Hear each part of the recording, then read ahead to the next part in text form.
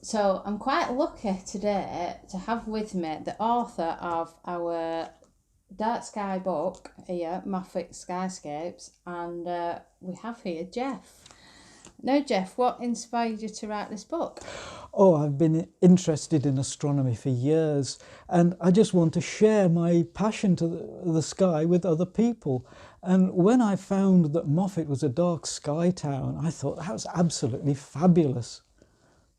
So, the little story you told me was you went into the tourist information and couldn't find much to do with Moffat's Dark Sky. So that's Well, what. that's right. I mean, you've got tourist guides for the surrounding countryside here, which is fantastic.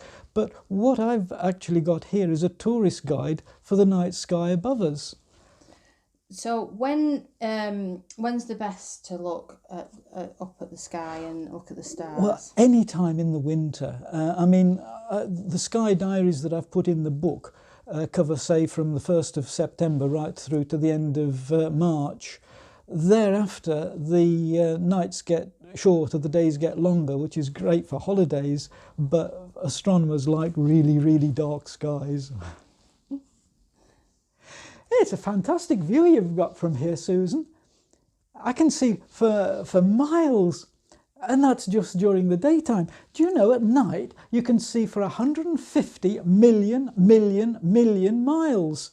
Not only because you've got this subdued street lighting that you've got in Moffat, but you can see the glories of the Milky Way. But beyond that, you can see this Andromeda galaxy, which is 150 million miles away. That's fantastic.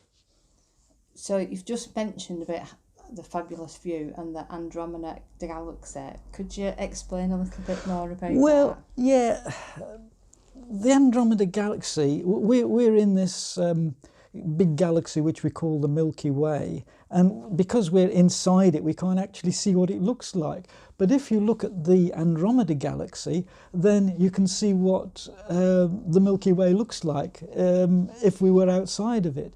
The trouble of it is, I have to confess that when you see it in the sky, it's just a little fuzzy blob.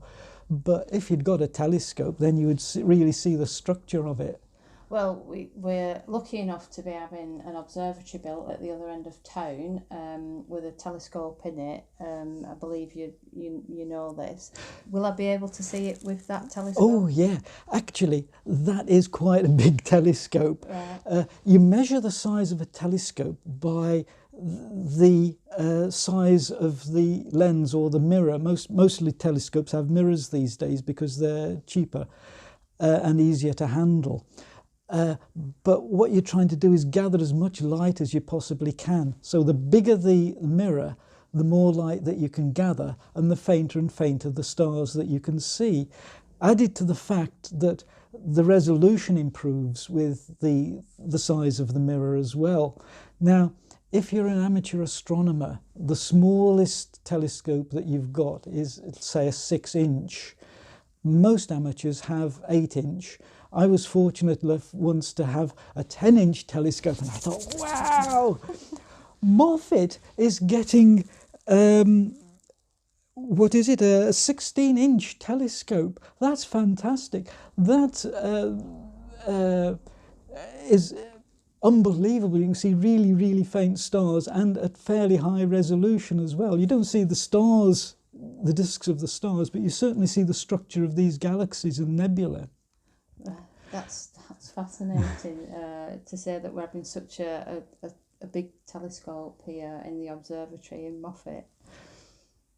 But the fantastic thing is that technology has advanced so much. When I was a little kid, we looked at the Mount Palomar telescope in America, and that was 200 inches in diameter. Wow!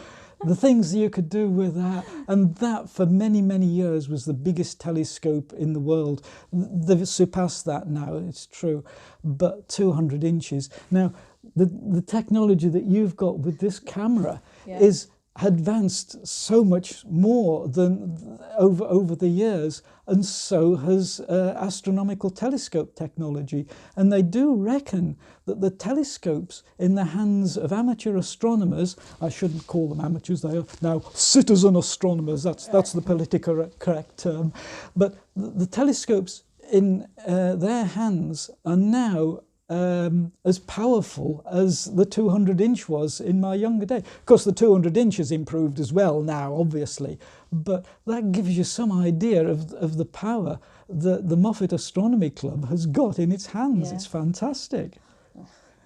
So, a quick question before you leave. Is there anything interesting that will be in the sky over the next few weeks? Well, actually, coming up, you've got the International Space Station zooming across in the sky, and they're launching a Soyuz spacecraft to bring a new crew to the space station.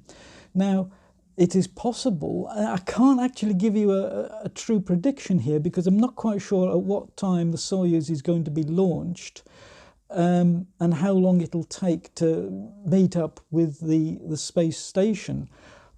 But often you can find that if you see the space station going overhead, trailing behind is the much fainter Soyuz craft waiting to catch up to it. Wow. Now, I've got some predictions here which I'll give you, and you can just put that on your Facebook page, which gives you the times that you can see the space station from Moffat.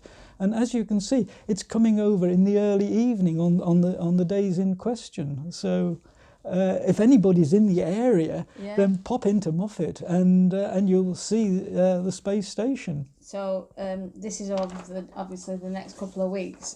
This is the visibility of the International Space Station that you can see from Moffat. So if anybody's interested, I've got a copy here, and you can come and take a look and come and look at the International Space Station from Moffat. And Geoff, it's been an absolute pleasure meeting you, and I hope I hope we could do something like this again in the future. Look forward to that. Thank you.